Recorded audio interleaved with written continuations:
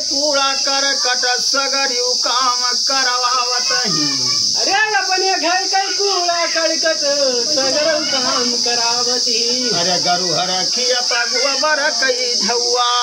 ये गरुहर खियप गोबर कई झौआ। अरे गरुहर खियप गोबर कई झौआ। अरे हमारे मुड़वा धरावत ही रे हम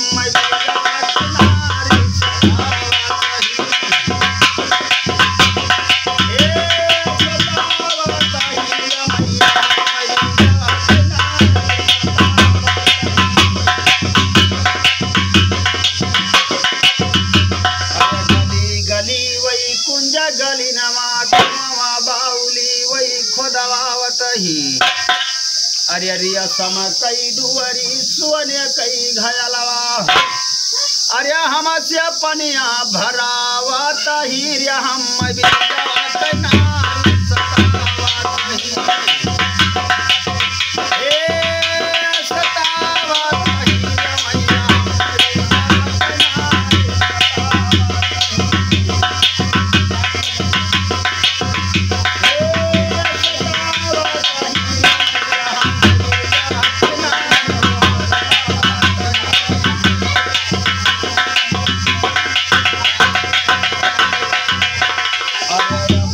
अपने सिर कई वही गरु ही गठरिया।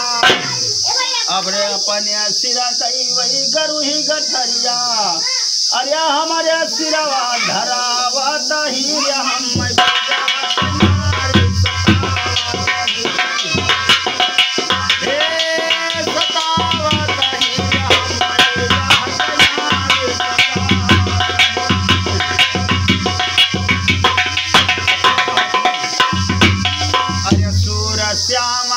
कहत राधिका। अरे सूर श्याम से कहत राधिका। अरे बहुत नाच नचावत ही हम